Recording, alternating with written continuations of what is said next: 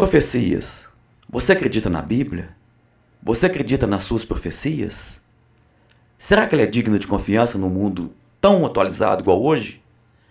Eu vou te mostrar para você como que a Bíblia, um livro tão antigo, ao mesmo tempo ela pode ser tão moderna. E com isso, temos aqui o pastor Flávio e o nosso estudante da Bíblia, o Thales.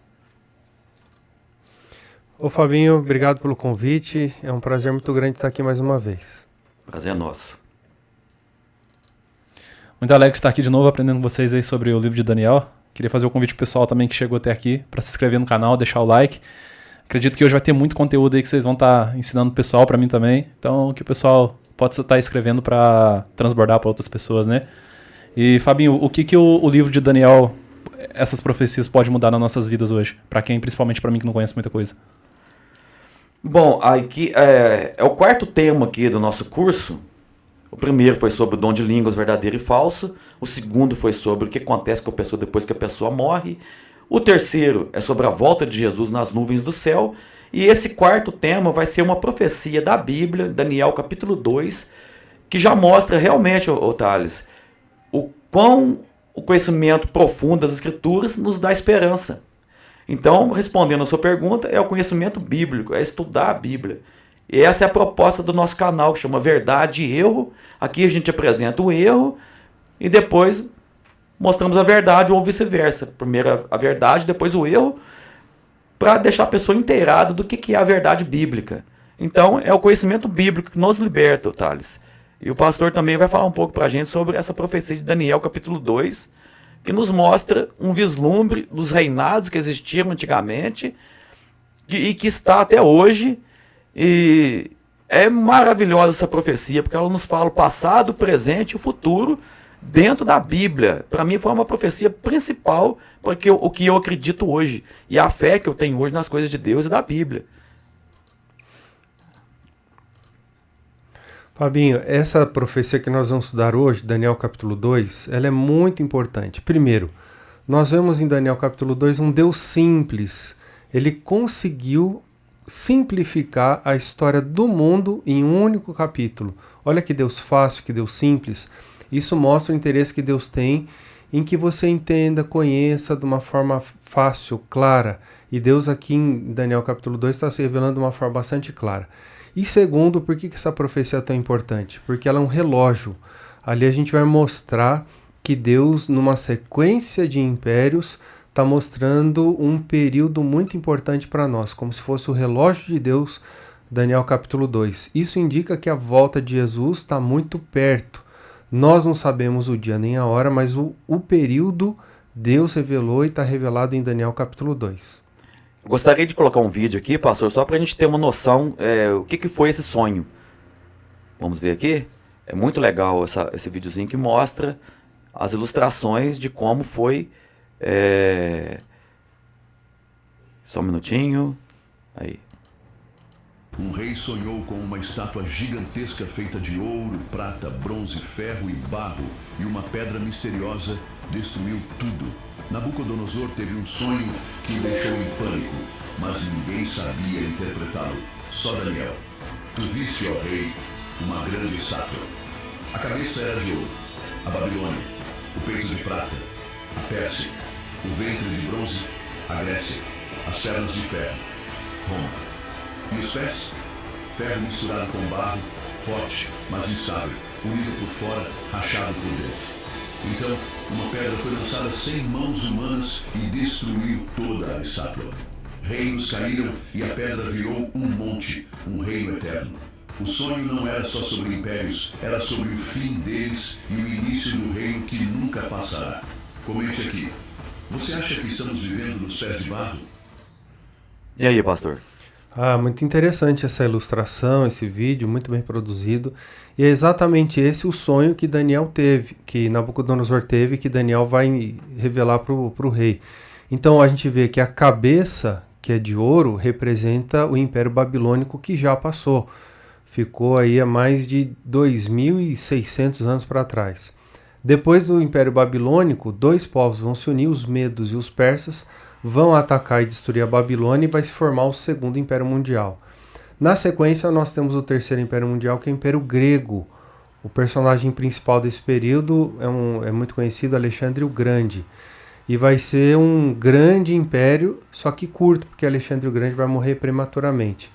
E o quarto império, nós vamos ver o Império Romano, foi o império mais longo, por isso as pernas, ou seja, Jesus nasceu na época do Império Romano. E depois o Império Romano vai sofrer ataques internos e externos, corrupção interna, dificuldades internas e ataques externos pelas tribos bárbaras. E o Império Romano vai ruir em 10 povos, vai se dividir em 10 povos que formam o que nós conhecemos hoje como a Europa moderna. E aí vem o último elemento mais importante, que é a pedra. É interessante o detalhe que a pedra ela não bate na cabeça, nem nos braços, nem no ventre, nem na perna, bate nos pés. Sim. E a pedra representa Jesus, que vem do céu, significando a volta de Jesus, batendo nos pés. E após isso, toda a estátua rui, ou seja, toda a história cessa, e o reino eterno de Cristo se inicia. Então, olha que simples. Deus conseguiu resumir a história do mundo em um minutinho que nós escrevemos essa estátua.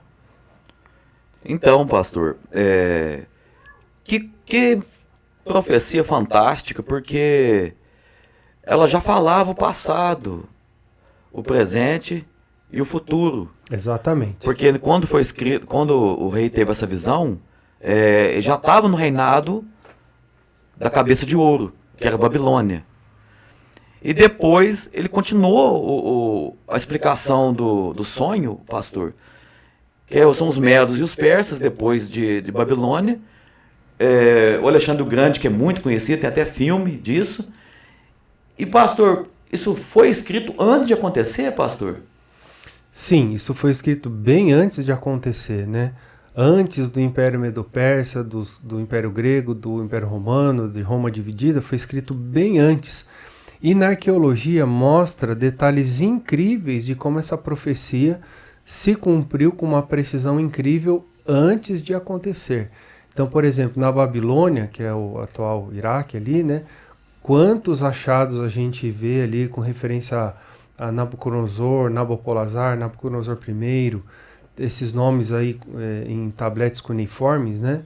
A gente tem muita informação de Ciro, de Dario, a gente tem muita informação mesmo de Alexandre o Grande, né? Muita informação, e a influência do Império Grego sobre nós foi absurda até hoje, e a gente tem muita coisa também do Império Romano, ou seja, a profecia se cumpre ao longo da história, ou seja, a Bíblia previu todos esses acontecimentos ao longo da história com muita antecedência. Sim. E, pastor, sobre a volta de Jesus no estudo anterior, mostramos que ele vai vir nas nuvens dos céus, quem quiser conferir aí no estudo, número 3. E essa estátua de Nabucodonosor tem alguma coisa a ver com a volta de Jesus, pastor? Tem tudo a ver, né? Tem tudo a ver. Por isso que essas duas profecias estão 100% conectadas. A Bíblia, nós já estudamos no estudo anterior, né? A Bíblia fala 2.500 vezes que Jesus vai voltar. E nós não sabemos o dia nem a hora, isso não vai ser revelado, porque a ênfase está no nosso preparo, como pessoa, como família, como igreja, como coletividade, né? Agora, Daniel capítulo 2 mostra o período da história que nós estamos, ou seja, estamos no período dos pés.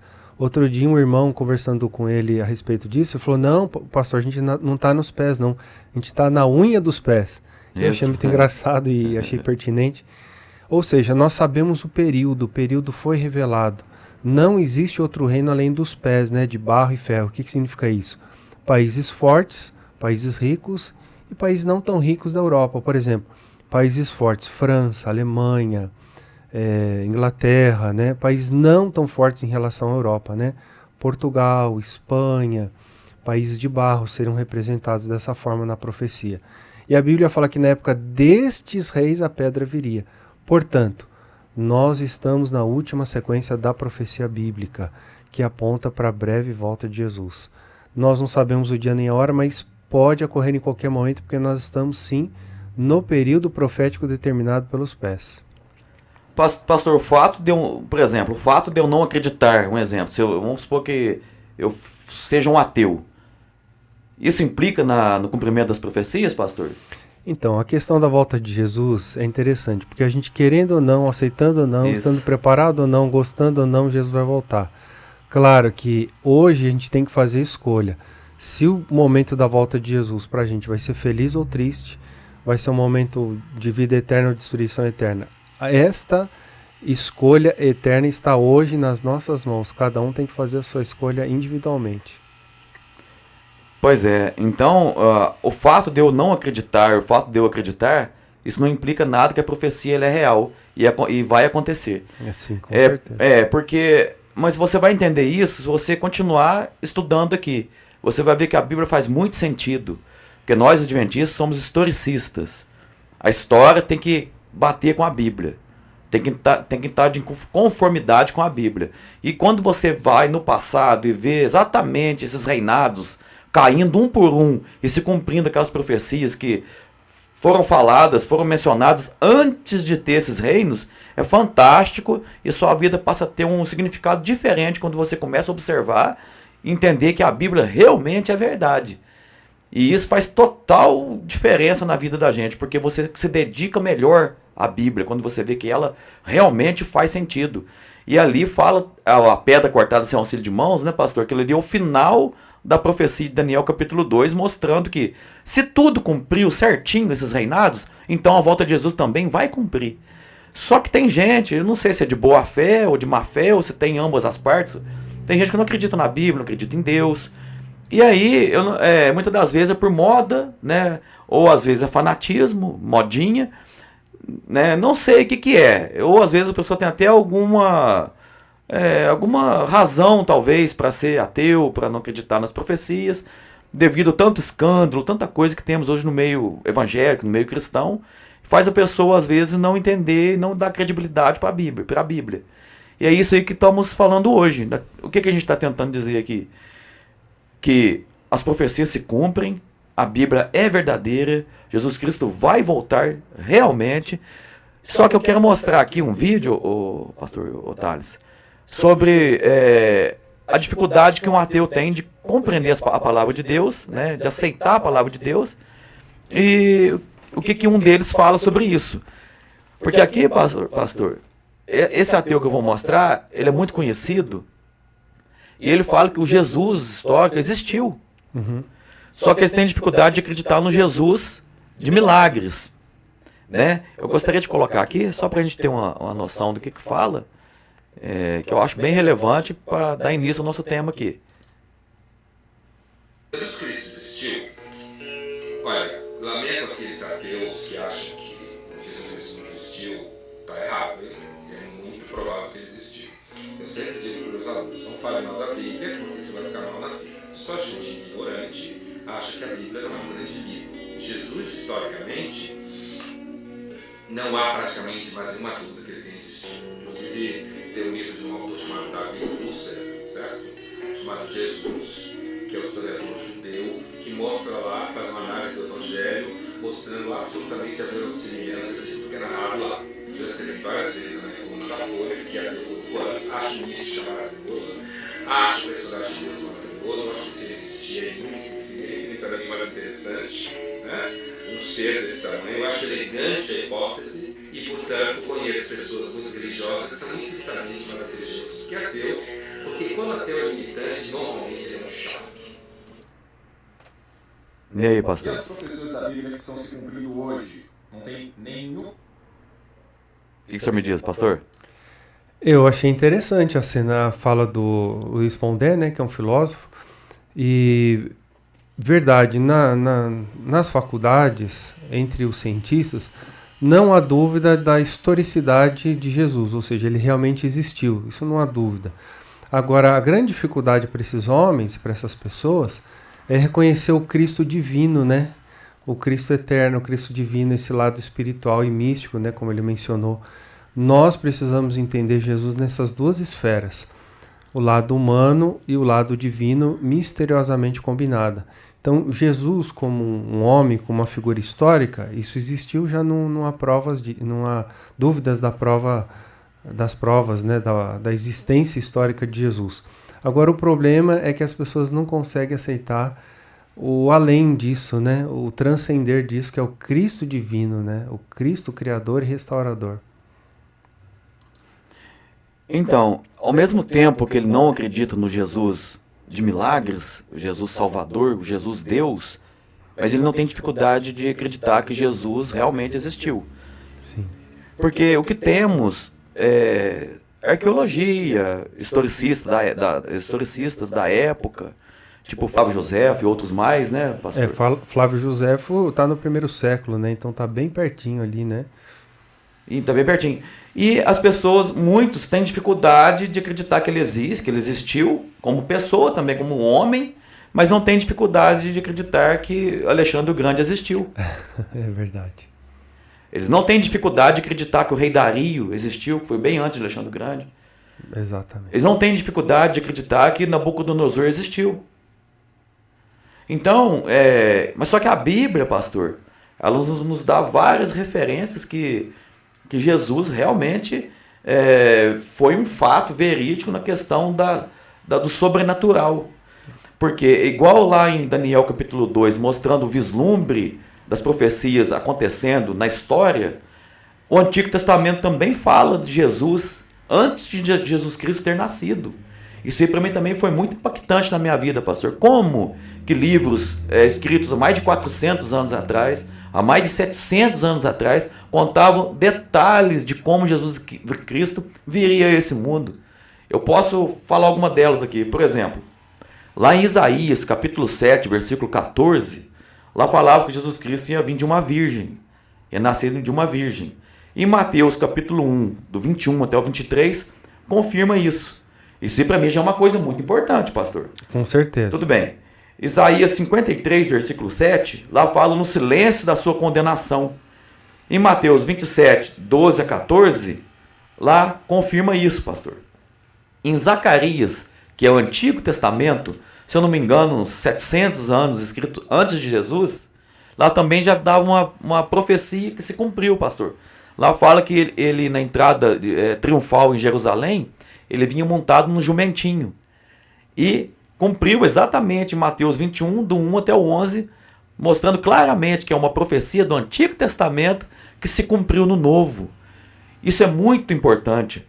Em Salmos capítulo 22, versículo 1, ali um salmo de Davi, só que se referindo também à crucifixão de Jesus.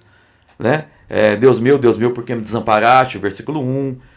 Ali fala, porque os que traspassaram meus pés e mãos, está em Salmo 22, 16. Ali fala também que nenhum dos seus ossos seria quebrado, pastor. Salmo 22, versículo 17 e Salmo 34, versículo 20.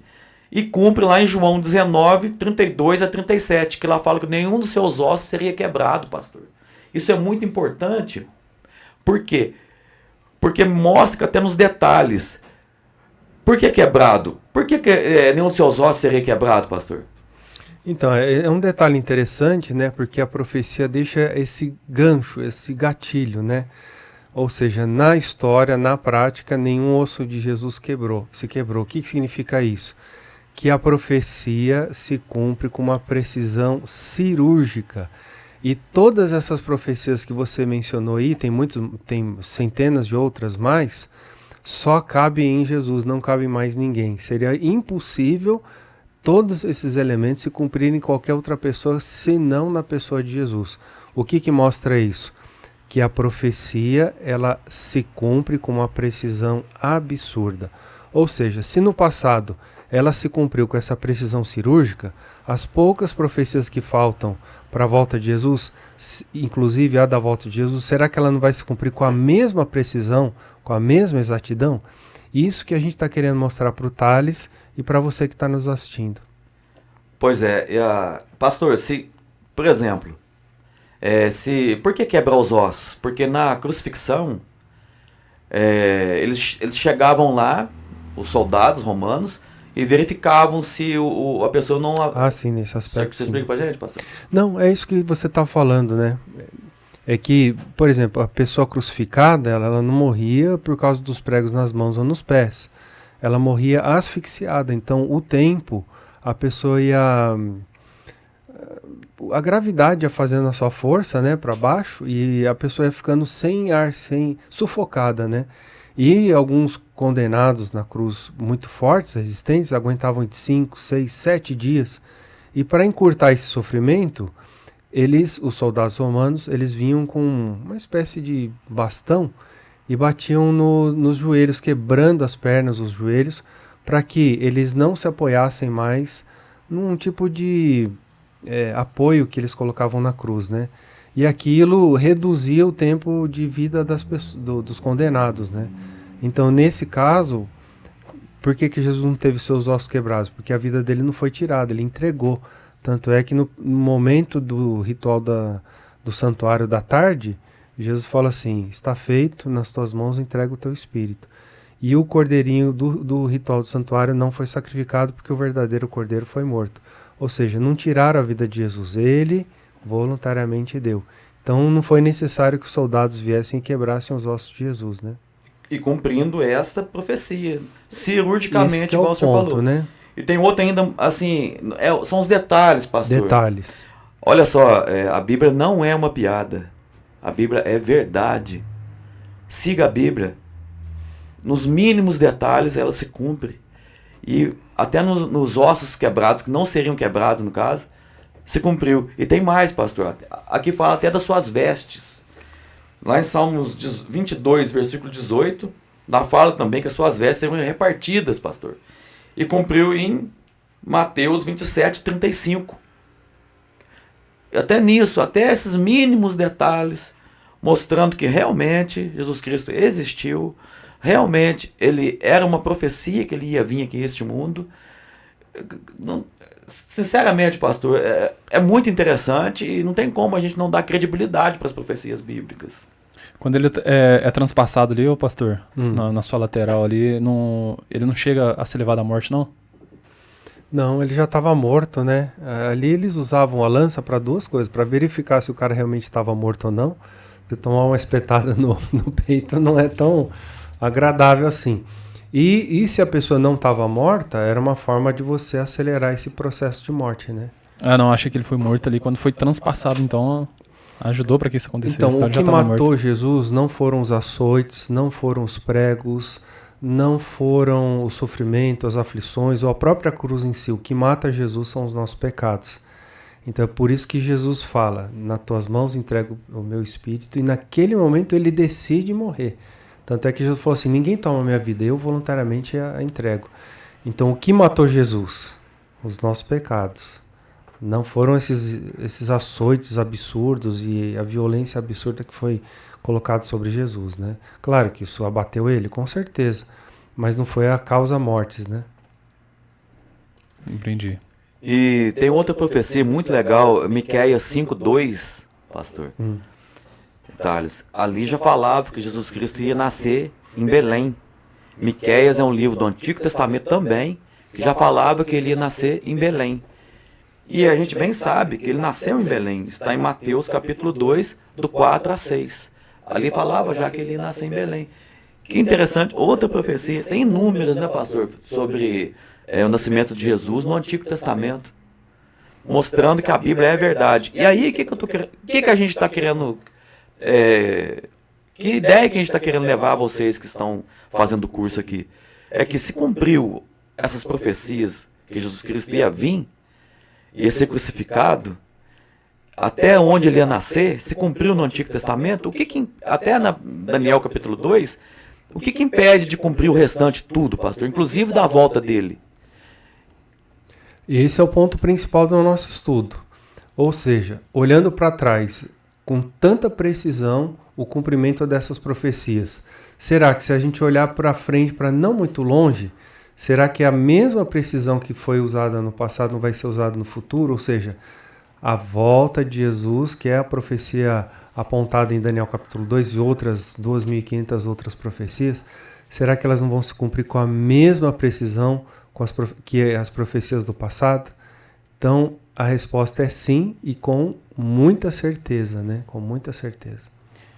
Em que período mais ou menos que inicia essa época do que a gente vive hoje? Que é a parte da estátua é os pés ali, que é mais ou menos se inicia. Ali a gente está vendo por volta de... Babilônia está no ano 600, Média Pérsia por volta do ano 300. A gente está mais ou menos aí há uns 1.500 anos, um pouco menos, um pouco mais. Mais ou menos nesse período. Dos pés para cá, né? Uhum. Mais ou menos uns 1.000 e poucos anos. Bastante tempo, né? É após Cristo, né? Exatamente, depois de Cristo, né? Porque antes de Cristo a gente conta de forma diferente, né? Ou seja, a Babilônia está no ano 630. Aí depois ela vai diminuindo até... Não tem o ano 0, né? Até chegar no ano 1. E aí a gente começa o ano Domini, né? O ano depois do Senhor, né? Anos depois de Cristo. Mas aí a divisão do Império Romano a gente está em torno aí de... Há uns 1.600 anos para mais. No passado, né? Certo. Então, pastor... Deixa eu ver aqui, eu tô com um livro muito interessante. Eu vou procurar essa informação que você me falou. É esse aqui, ó, quero recomendar, da Casa Publicadora Brasileira, e que traz esse estudo tão interessante. E aí, eu vou ver se eu acho essa data que você está me perguntando, Thales. Tá. Tá. Entra hoje no assunto de hoje sobre Daniel 7 também, Entra. que ele cita um Sim. tempo, 2 tempos. Aham. O Daniel capítulo 7 a gente pode dar uma ênfase maior logo após esse. Que é um assunto também bem detalhado, né, pastor? É. Você achou? Achei. Tá na página 61. Aqui, falando com precisão para você, Thales, eu estou citando o livro Daniel, do pastor Arilton de Oliveira, da Casa Publicadora. Os alamanos, que eram povos bárbaros que vão atacar Roma, que vai formar a Alemanha, né? Eles estão datados aqui no ano 351, ou seja, 1.700 anos atrás. Os francos, que vai formar a França, também está datado em 351. Os burgundos, que vão formar a Suíça, no ano 406, ou seja, 1.600 anos atrás. Os suevos, que vão formar Portugal, 400 anos depois de Cristo. Os visigodos, que vai formar a Espanha, a gente está no ano 408, ou seja, 1.600 anos atrás, né? Então... Os lombardos, que vão formar a Itália, está no ano 453. Os vândalos, que serão extintos, né? No ano 406. Os ostrogodos, que é ali na parte da Portugal, Espanha, 453. E os érolos, 476. Ou seja, 1.500 anos atrás, quase, né? Aí deu 10 citações, 10 povos aí. Os 10 povos que representam os 10 pés, os 10 dedos dos pés da estátua de Que Nabucodonosor. incrível, olha só. Essa é a precisão. 10 dedos, 10 povos, né? Mas então, se Jesus é a pedra que vai destruir esses pés aí, como que começa, vamos chamar essa destruição de Jesus aí por esses 10 dedos, como que seria? Seria instantânea com a volta dele. Seria imediatamente, seria instantânea. Quando Jesus voltar, todos os reinos da terra cessam imediatamente em 1 segundo. Mas tem alguma coisa a ver, tipo assim, com guerras que acontecem lá nesses países da Europa? Não tem nada a ver. Nada a ver? O relógio profético não é Israel ou os países. Qual que é o relógio profético? A pessoa de Jesus. Então, as profecias, elas não estão centradas em Israel como nação, que está em guerra agora, né? E o nosso parâmetro não é Israel, é a pessoa de Jesus. Quando a gente pega Jesus, tira do centro e coloca Israel, nossa, a profecia, principalmente de Daniel, se embaralha de uma forma horrível, fica totalmente sem sentido, cheio de lacunas e que não faz o menor sentido. Agora, quando a gente coloca Jesus no centro, aí toda ela faz sentido. Toda ela faz sentido. Colocar Israel é mudar a direção, então, o foco. É mudar a forma bíblica de interpretar a profecia. Então, o que muita gente hoje na internet fala sobre o anticristo, que vai nascer o anticristo, muita gente fala como é pessoa, é coisa da internet, é IA, então quer dizer que o anticristo já é algo que já existe, então. Já existe. Que já atua. Já atua e já faz bastante tempo, inclusive. E a Reforma Protestante, há 500 anos atrás, já identificou o anticristo, já está bem definido pela Reforma Protestante, tanto é que 2 pilares a Reforma Protestante vai se apoiar. O primeiro é a identificação do anticristo, que depois a gente pode trazer para vocês aqui. E a segunda é a sola escritura, só a Bíblia, não é a tradição, não é o magistério, é a Bíblia como uma plataforma total. E esses dois pilares vão estabelecer a reforma. Mas o anticristo também já está há muito tempo. Alguns querem identificar o Trump ou o Elon Musk, um computador na Europa. Essas pessoas que eu citei, não é o anticristo, muito menos um computador. Mas a gente vai identificar para vocês como a reforma protestante, como Martim Lutero, todos os reformadores identificaram. Legal. Então, nesses pequenos spoilers, dá para entender que é um sistema, então. É um sistema. Entendi. É um sistema, não um indivíduo, né? Mas um sistema ao longo da história. No seu corpo doutrinário e na sua história mesmo. Então entra nessa parte de Jesus ser a pedra que vai destruir. Isso aí tá incluso ali também. Tá, 100% incluso. Porque quando a pedra vem e bate nos pés, ela se transforma numa montanha. E dá pra gente mover uma montanha? É isso que significa o reino de Deus, um reino infinito, né? Estável para todo sempre. E que vai destruir a estátua. Tanto é que quando a pedra bate na estátua, a estátua vira pó, vira fumaça, vira palha. Ou seja, não vai existir mais nenhum reino humano, só o reino celestial, o reino de Deus, né? Onde vai haver justiça, igualdade, todo tipo de bênção e felicidade é o reino que Deus está preparando para nós. Então, sem citar exatamente o que é esse anticristo que o senhor citou sobre somente a escritura, né? Então, tudo que foge ali, que vai contra a Bíblia, a gente já entende que é uma forma do anticristianismo, então. Sim, tanto é que João vai falar, muitos anticristos têm se levantado, né? Acho que é a primeira carta de João. Sim. Mas o que Lutero vai estabelecer, né? Sola gratia, só a graça, sola fide, só a fé, sola escritura, só a Bíblia, sola Deo glória, e tem mais uma sola que eu não lembro agora.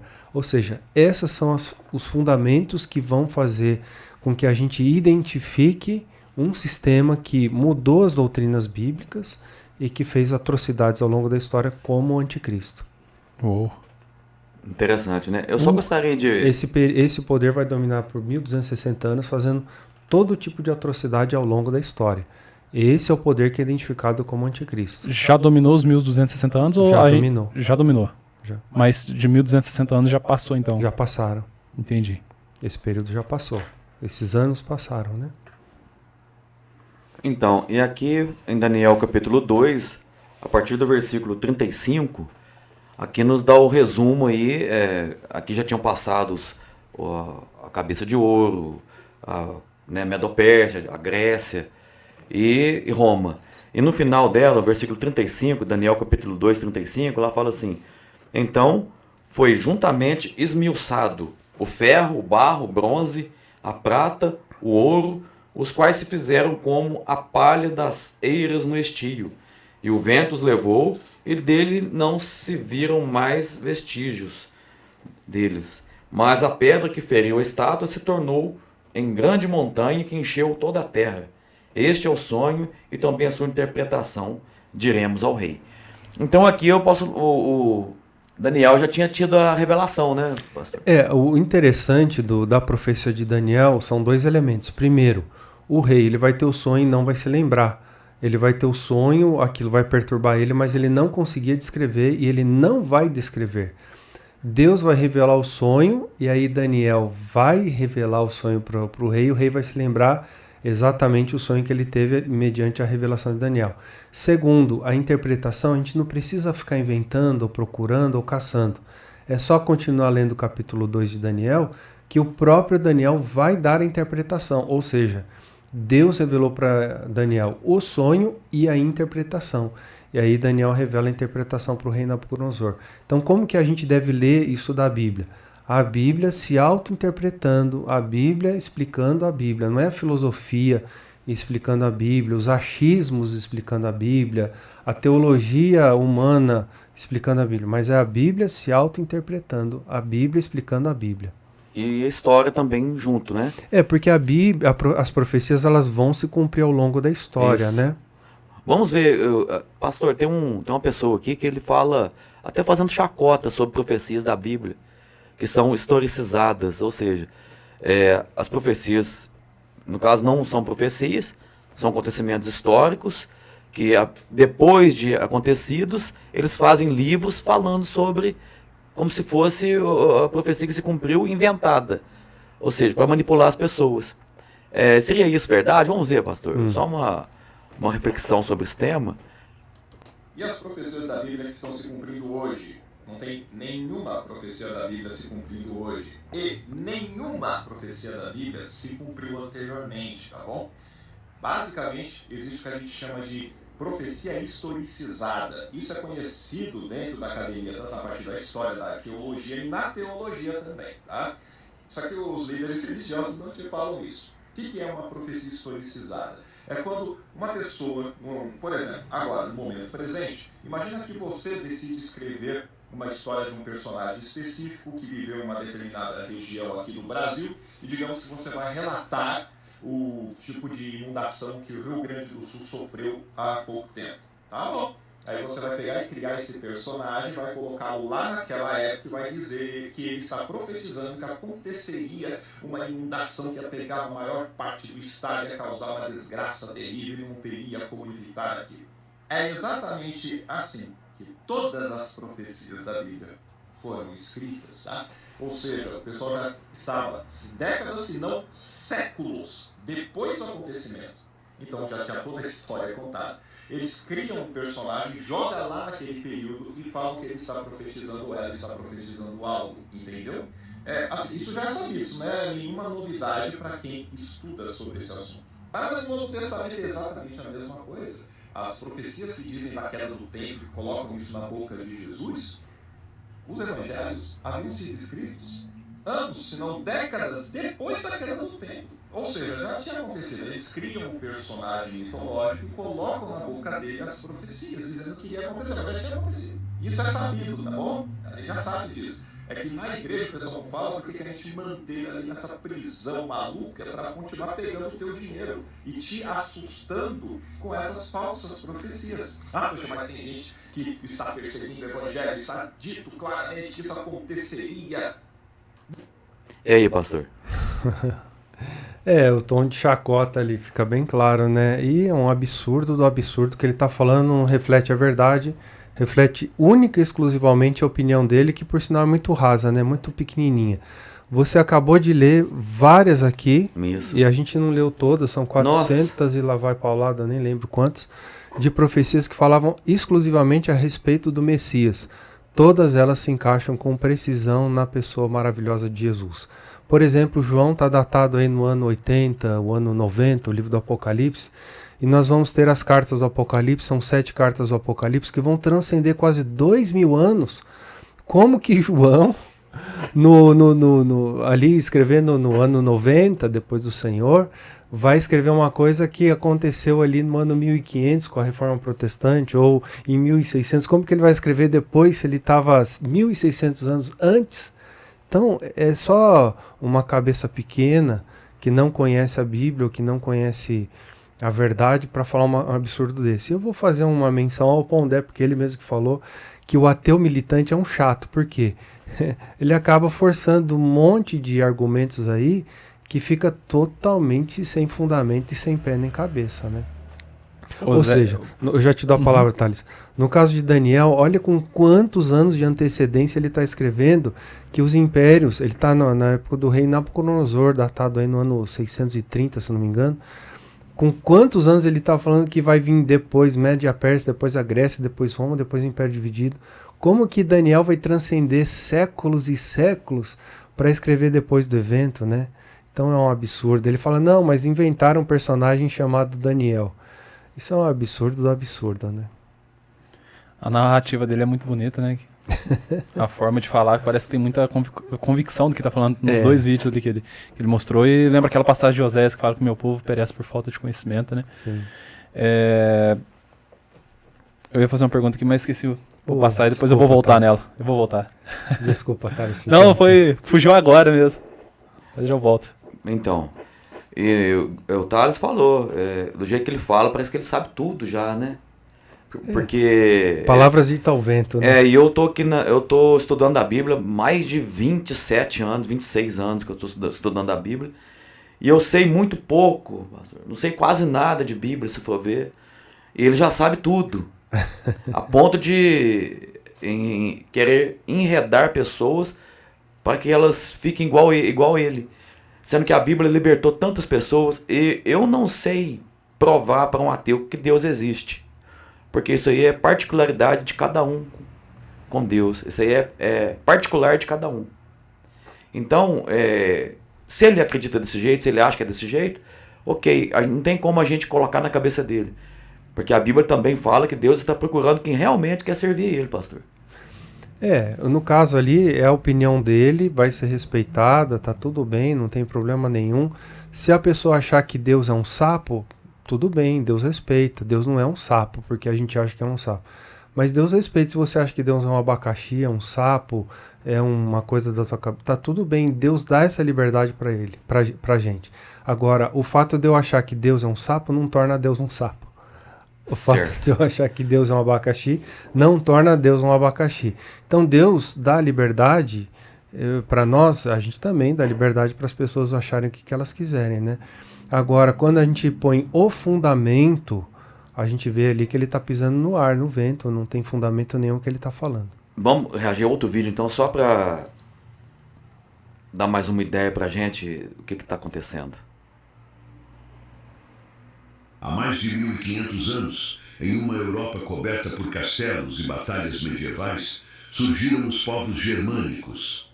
Em antigas vilas, guerreiros com espadas e escudos travavam guerras pela conquista de reinos. Cada povo deixou sua marca. Francos, visigodos, ostrogodos, suevos, vândalos, alamanos, lombardos, burgúndios, anglos e saxões. Essa é a série Os 10 Povos Germânicos que Moldaram a Europa. Inscreva-se no canal Personalidades Antigas e... Olha que interessante. O que eu tiro daí? Ali, pastor, mostrou os pés, né? Isso. Eu estudei na época da escola isso daí, das tribos bárbaras. Uhum. Para mim foi interessantíssimo isso, porque quando eu comecei a estudar a Bíblia e vi que estava batendo com o que eu estudei, eu fiquei fascinado em saber que a gente está na última parte dessa estátua, que cumpriu perfeitamente em todos os detalhes, e aí falta só a pedra. E essa pedra, então, representa a volta de Jesus que a gente fez no curso número 3. E se cumpriu tudo, pastor, até agora, o que impede de cumprir essa pedra? E quem que é essa pedra? É Pedro, pastor, que é a pedra? Certamente não, né? E tanto é que esse verso que o pessoal atribui Pedro ser a pedra, no original grego a conotação não é essa, né? Jesus falou assim, Pedro, tu és Petra, uma pedrinha pequenininha, uma lasquinha de pedra, e sobre essa Petro, se referindo a si mesmo, né? Edificarei a minha igreja. Então a igreja não está edificada sobre homens, mas está edificada sobre Jesus, que é a pedra inamovível, inabalável, que só Deus pode ser essa pedra maravilhosa, né? E essa pedra, e a gente pode ver isso em vários outros textos da Bíblia, representando Deus ou Jesus, tem a ver agora também com esse outro elemento da volta de Jesus. Como que Pedro vai ser essa figura vindo do céu? Como que Pedro agora vai ser a figura do libertador? Como que Pedro encaixa nessa figura da pedra como vindo do céu sem que uma mão humana lançasse? Não faz o menor sentido. Agora, colocado sobre Jesus, ela faz total sentido. Se encaixa plenamente, né? Então, positivo. Lá em Salmos 118, Salmo 118 fala um pouco sobre a pedra. E é uma profecia interessantíssima também, que essa da pedra, porque mostra claramente, a Bíblia fala claramente quem que é essa pedra. Lá em Salmo 118, versículo 22. A pedra que os construtores rejeitaram, essa veio a ser a pedra angular, a pedra principal. Em Mateus 21, 42 ao 44, se você for ver aí, Mateus 21, 42 ao 44, está escrito lá assim. Perguntou-lhes Jesus, nunca lestes nas Escrituras a pedra que os construtores rejeitaram?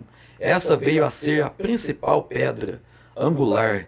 Isto procede do Senhor e é maravilhoso aos nossos olhos. Portanto, vos digo que o reino de Deus vos será tirado e será entregue a um povo que lhe produz os respectivos frutos. Todo que cair sobre esta pedra ficará em pedaços, e aquele sobre quem ela cair ficará reduzido a pó. Então aqui está bem claro que pedra que é essa da profecia de Daniel, pastor. Exatamente. Tem muitos outros textos que apresentam Jesus como sendo a pedra, né? A pedra principal que as pessoas iriam rejeitar, né? Virou a pedra principal. Então aqui não é Pedro que é a pedra que vai ter a volta, não é a volta de Pedro, é a volta de Jesus nas nuvens dos céus. E essa pedra ela vai cessar assim essa profecia de Daniel, culminando com a volta de Jesus, e aí vem a ressurreição dos mortos e tudo aquilo que a gente estudou nos estudos anteriores, em número 2 e número 3. Né, pastor? Sobre essa pedra edificarei a minha igreja. Então, quando Jesus fala a minha igreja, ele não fala de uma placa ou de uma religião, uma placa de igreja. Ele fala então sobre o povo dele, então, exatamente que ele vem para salvar. Exatamente isso. Deus tem os seus escolhidos, os seus salvos em todas as igrejas. A questão não é a placa da igreja, né? É o coração de cada pessoa, que só Deus pode entrar nesse terreno, mais ninguém. Só Deus vai então a pedra que Jesus falou de Pedro, para Pedro ali, a principal é Jesus. Sobre essa pedra, o alicerce, a rocha que você faz a tua casa, não na areia igual a parábola, né? Mas sobre a rocha, Jesus é a pedra principal. Pedro, foi dada as chaves para Pedro, assim como foi dada para você, pastor, para você, as chaves que abrem o celeiro do céu, que é a Bíblia. Isso pode ser para qualquer um de nós. E a pedra principal é Jesus Cristo, sem sombra de dúvidas que a volta de Jesus, então, vai acontecer assim como as demais profecias da Bíblia, que se cumpriram com exatidão. E essa também não se cumpriria? Essa é a grande questão de hoje, do estudo de hoje, né? Se tudo até agora, se cumpriu com super precisão, será o que está daqui para frente, será que não vai se cumprir com a mesma precisão? Nós cremos que sim. Pois é. Você tem alguma pergunta, Thales? Ficou alguma coisa sobre esse tema, sobre a volta de Jesus, sobre a pedra que caiu lá na estátua de Nabucodonosor, foi cortada sem auxílio de mãos, que é a volta de Jesus? Na verdade, eu quero puxar essa linha novamente sobre Pedro ali, sobre Jesus, né? Que ele vai edificar a igreja dele, e também sobre o vídeo que mostrou ali sobre os ateus ali, que eu posso ver claramente que, principalmente o Pondé ali, que ele não desacredita de uma pessoa, Jesus, né?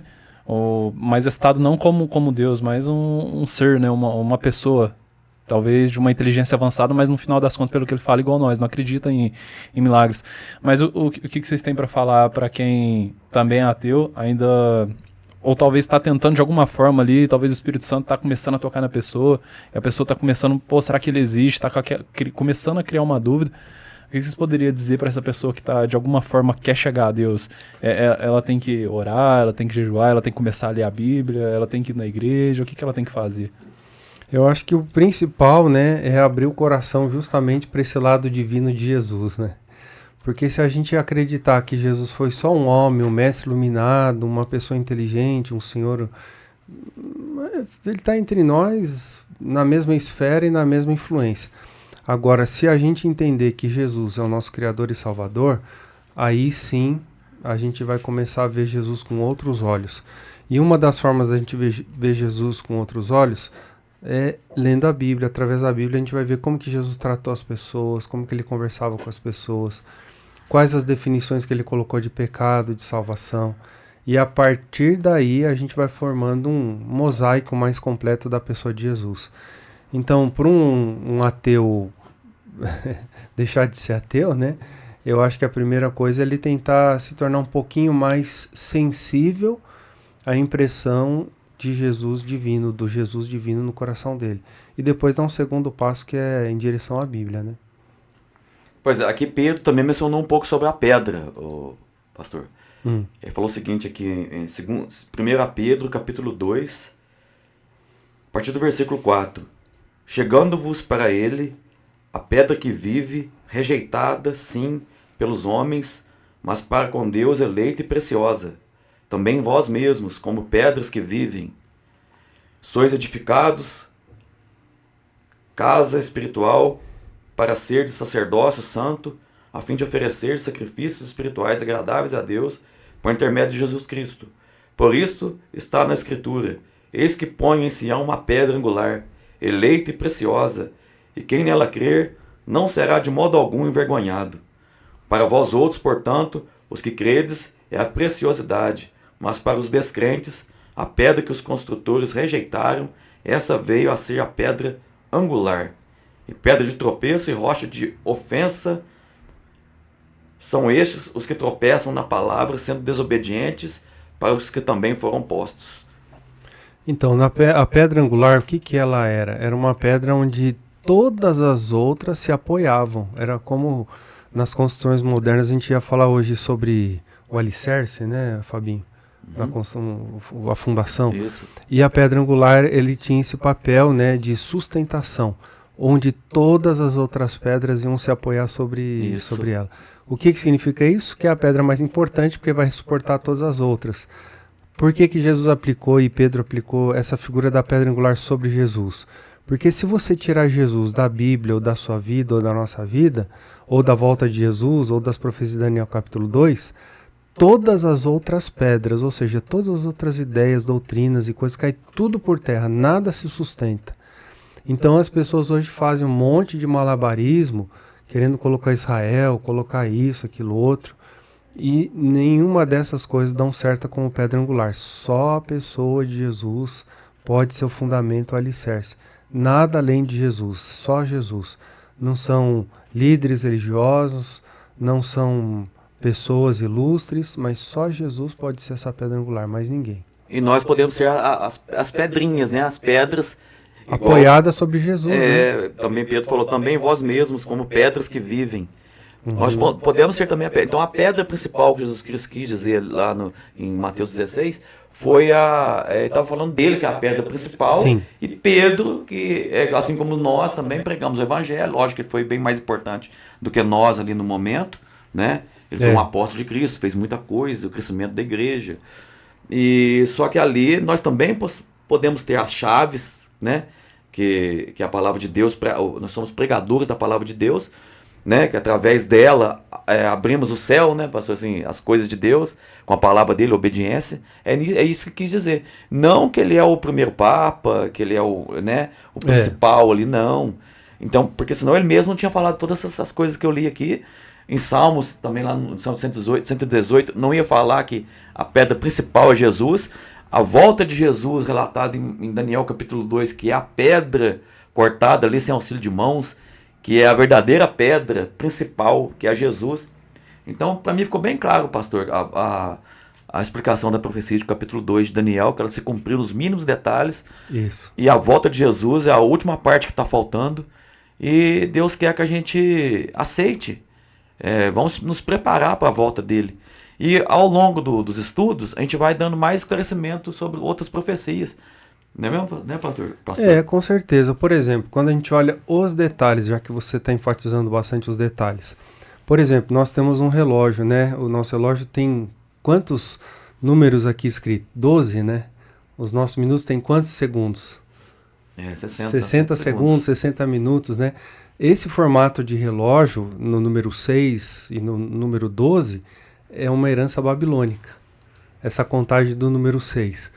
Hoje nós temos uma influência muito forte da filosofia grega, né? Então você até mencionou alguns filósofos aqui, e quanto de influência dos filósofos gregos lá do passado a gente tem hoje na educação moderna.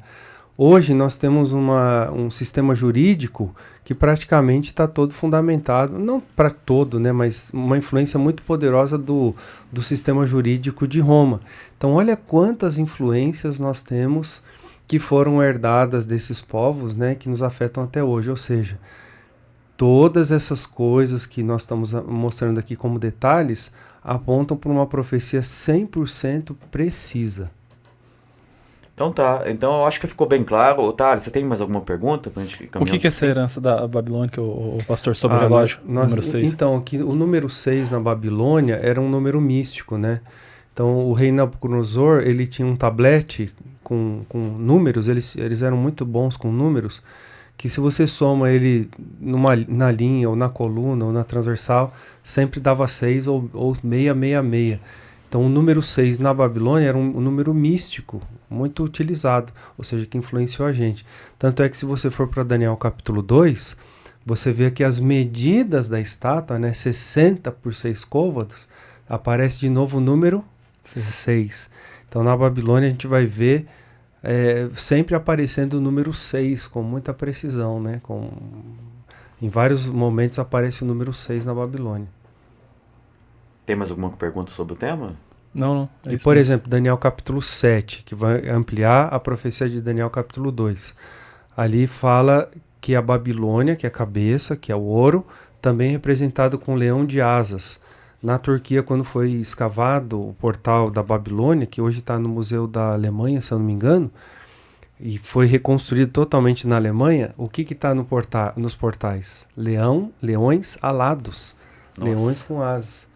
Interessantíssimo, né? Então todos esses detalhes vão aparecendo na A profecia, Bíblia não é brincadeira. formando um mosaico perfeito, né? Pois é. Tem mais alguma pergunta? Você tem mais alguma coisa a falar, pastor? Então, o que eu tenho para falar é o que só para enfatizar, né, é que a profecia ela vai se cumprir com uma precisão absurda como ela se cumpriu no passado. E nós estamos diante do evento mais importante do universo, que é o momento da volta de Jesus, que vai renovar, transformar e restaurar todas as coisas. Então, é muito importante a gente se preparar para o maior e mais incrível evento que está para acontecer, que é a volta de Jesus. Então esse é mais um Verdade e Erro, tema número 4. Você quer falar mais alguma coisa? Na verdade, pastor, a gente queria Sim. aproveitar a sua presença aqui, que a gente já vai encerrar. Queria que o senhor fizesse uma oração para aqueles que estão assistindo, tá com o coração fechado para Cristo, para Deus, que o senhor poderia fazer uma oração para a gente encerrar o podcast ali, né, o conteúdo de hoje. Sim. Ótimo. Vamos orar?